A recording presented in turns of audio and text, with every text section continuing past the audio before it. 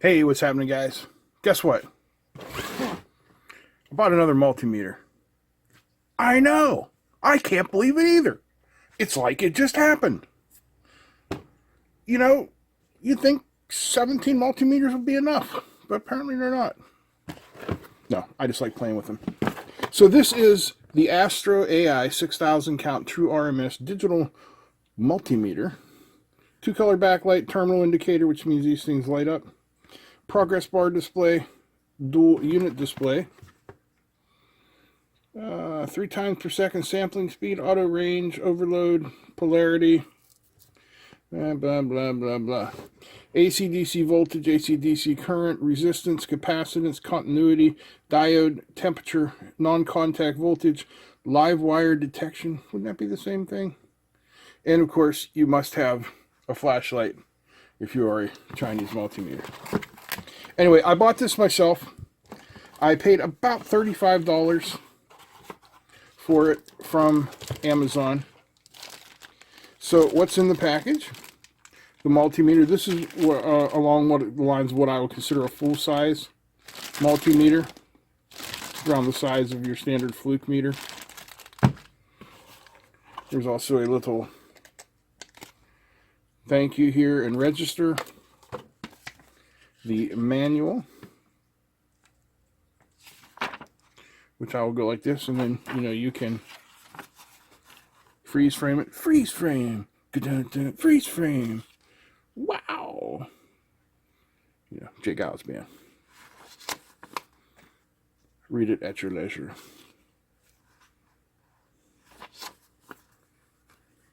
I was like a sophomore in high school when that song came out.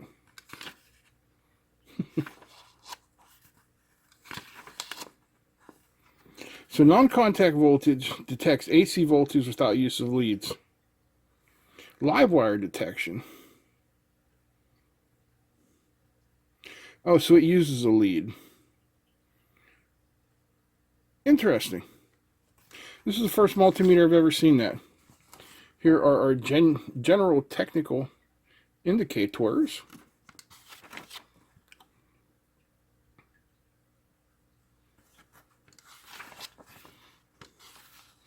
Current range, resistance, temperature, capacitance.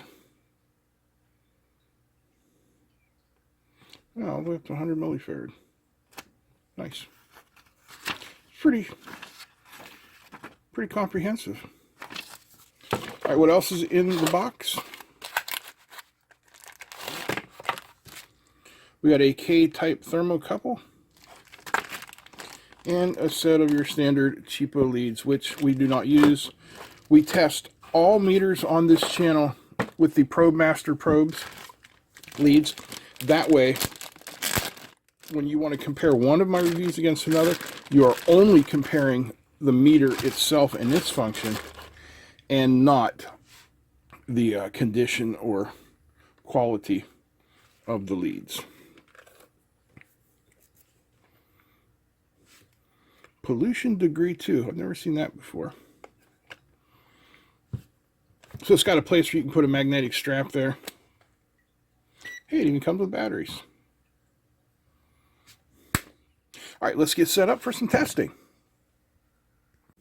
All right, our first test is going to be voltage, DC voltage. So we'll put this guy here in voltage, and it's defaulted to DC. And we will be using the AD584 voltage standard. This is a low-cost standard you get off of eBay or Amazon. Just search AD584. These are about $15, $20. Needs 12 volts to power it. I've had it warming up for a while, so it's nice and stabilized, and it is set at 2.5 volts.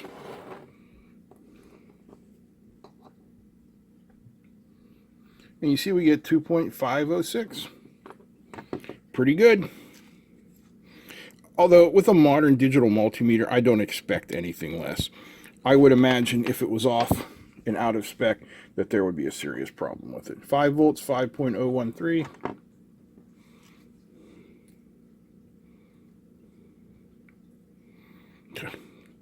Get my fingers working. 7.5 is right on at 7.5.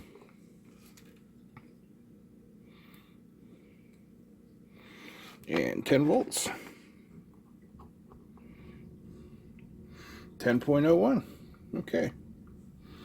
Now, if we press the function button, we get AC, and there's our dual. It's also showing us the frequency. Let's see what our flavor of electricity is today. It's generally around 123 volts. That's 60 hertz. Now, I don't know if you can tell, but because we're in AC, that lights up a little orangish color. 124.2 at 59.9 hertz. I like it. I like it a lot. So far, this is a nice meter. All right, let's test some of the other functions. All right, now we're going to take a look at current. I got my little current source here. It is set for 1 milliamp. So we will put this guy over here on milliamps, and look at that. It's telling us we need to move our probe over to here. Very nice. So 1 milliamp is where we're set.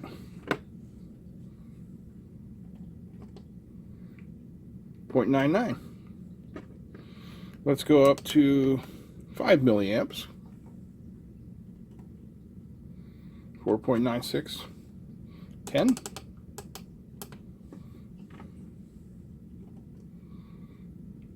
Yeah, I mean, it's definitely within range. It's very close. Go up to 20, which is the max on this little guy here. And pay attention to the bar across the bottom of the screen. Let's turn, well, that's a flashlight. There's our light. Now, 19.97, it's lit. There's the hold function. Very nice. Let's go to microamps. We'll take this guy down here.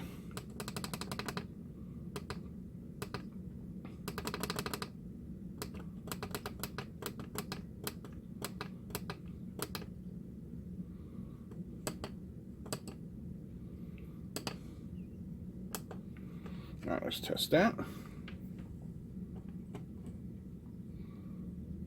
100 microamps is reading 120. That's not terrible. 200 microamps, reading 218. Very nice. 300 microamps. Yeah, perfectly acceptable. Very nice indeed. All right, we're going to take a look at some LEDs, which are diodes, and capacitors. Now, the LEDs that I'm using here were sent in a while back by viewer Michael W. Mike, I don't know if I ever told you thanks, but thank you very much for the LEDs. And also a huge, massive thank you to Kieran in Australia for sending out this lovely Peak Atlas meter. These are gorgeous and great pieces of gear. So we're going to go to diode test.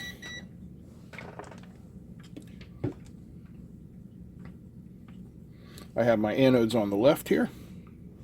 We're going to see if it lights the LED and what it shows us as far as forward voltage.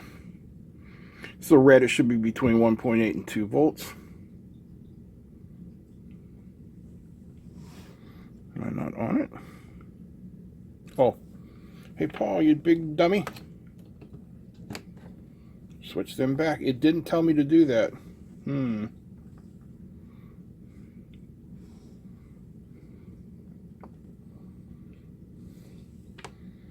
It's reading overload. Why? Oh, because I'm on continuity. Now we're in diode mode. All right. So it's lighting the LED, which I don't know how well you can see it, but yeah, it's lit. Showing 1.79, very close. All right, the yellow one should read, 1.9 to somewhere in the same area as the red.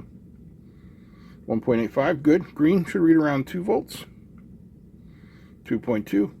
Blue, 2.2, 2.4, somewhere in there. 2.5.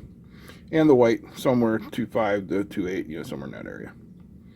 2.56, we'll call it 2.6, yeah, and it lit. So we're probably getting about 3 volts out of that, which is perfect. Now we're going to check a Schottky diode. It should be about 0.22, somewhere in that area. 0.2. And a standard silicon junction diode, which should be around 0.6. Yeah, man, this thing's right on. I'll turn the light back on, make it easier for you guys. All right, now we're going to go capacitance. And this first little polyester cap here is 1 nanofarad.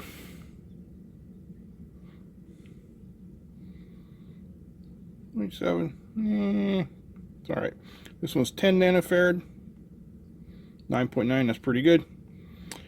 This is, I believe, 1 microfarad.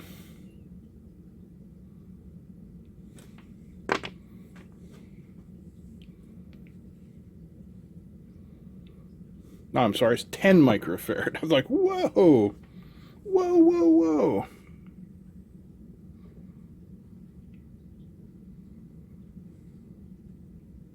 There we go. This is 100 microfarad.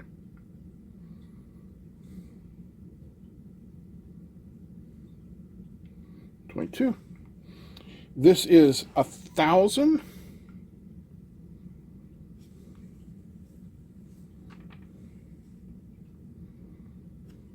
This might take a couple seconds.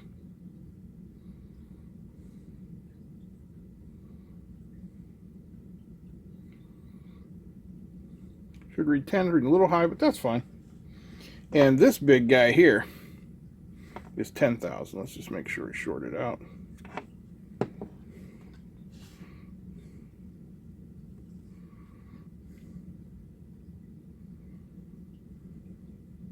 Thinking.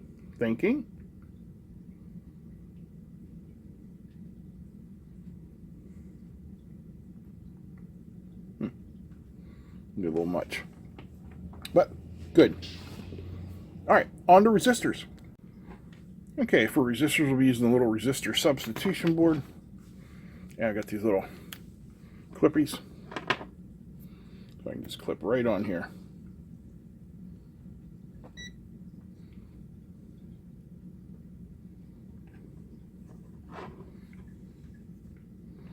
All right, so let's start with 1 ohm.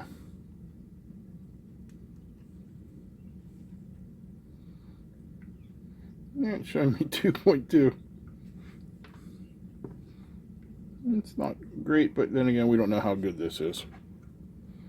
So let's try 10 ohms. 11, 100. Yeah, see, now we're talking. And we're set at 100. We're getting 100.6. So it's not so good at the very low resistances. Go 500. Very good. 1K. Pretty good. All right. 10K.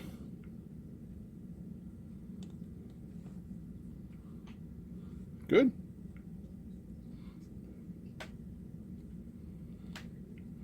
Let's do 600K. Yeah, look at that, right on. And 1 meg. Perfect. 9 megs. Perfect. So other than being a little bit off at the very low resistances, which is common with a lot of meters, there's no problem here at all. This is very nice. Okay, let's check out the NCV, non-contact voltage.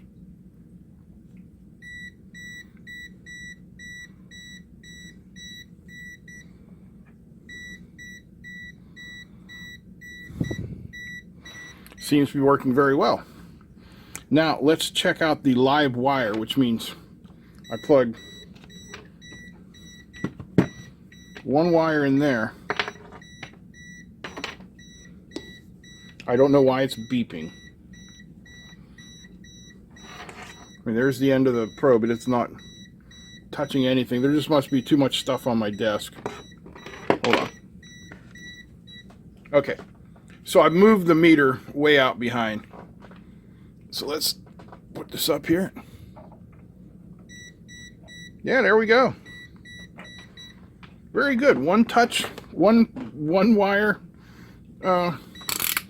AC testing. That could be useful. All right, let's test the temperature.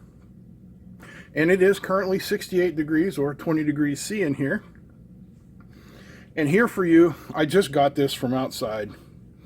Some lovely Ohio snow. And yes, I did watch out where the Huskies go, and I did not return with any yellow snow. So, look at that. We got 1 degree Celsius and minus 30 degrees Fahrenheit. That's pretty cold. I'm currently boiling some water so we can test the other direction. Here's something interesting. As soon as I pull it out, it says 0 Celsius, 32 degrees Fahrenheit. Put it in, out.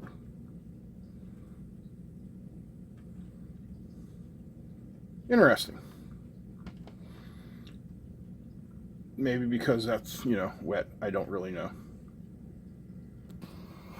Okay, of course, as soon as I remove it from the burner, it's no longer boiling, but it should be pretty close. Yeah, 205 degrees. That's pretty close. So I would say the temperature measurement ability of this thing is right on.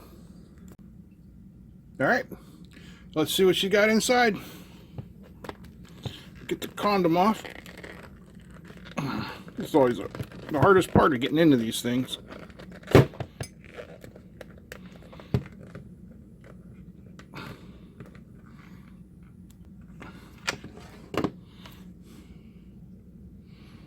Little Phillips screws, we can do that.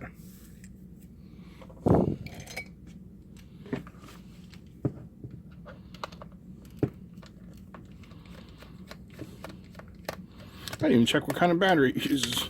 I think it probably uses AAA's.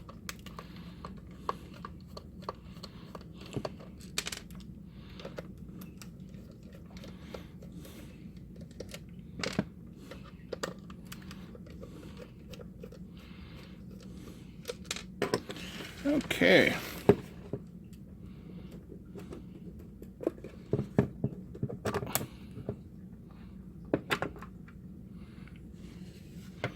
Actually looks like 2 AA's. Yep, 2 AA batteries.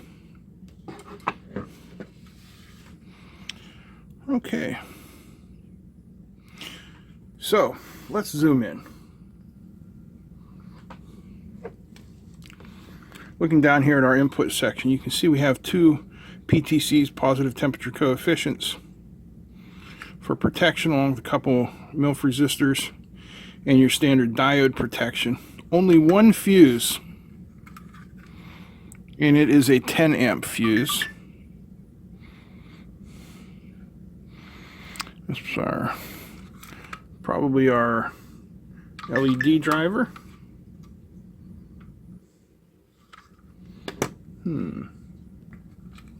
Okay, yeah, that is a Titan Shenzhen Microelectric TM1729 LCD driver. And I am blind. There's another fuse right there. That is the 600 milliamp. I don't know how I missed that. Well, I know exactly how I missed it. I'm having a lovely morning here. It is snowy here in Ohio. And my poor son had an accident on his way to school. He's not hurt. He's fine. He just slid off the road in the snow. And the highway patrol had to write that 16-year-old boy up. Had to, he told his mother. Had to write him up. Had to write him up. I'm so mad. Anyway. So underneath this glop top is going to be the controller for the thing, and here is our antenna for the non-contact voltage. So all in all, I really like this meter. Other than it being a little bit off on the low resistances, which you're going to find with just about any meter unless you're going to spend $500 for it. I mean, you can set these meters up to be good at low resistances. You can set them up to be good at high resistances with these low-cost chips. But if you want to be good at both, you know, you're not going to get away with a 17-cent chip. You're going to have to use a $3 chip, which means your meter is going to cost $500 or, you know, $350 instead of $35. But I have no problems with this at all. This is a really nice meter. I am going to add this to my store and recommend it as a great meter for the home electronics lab.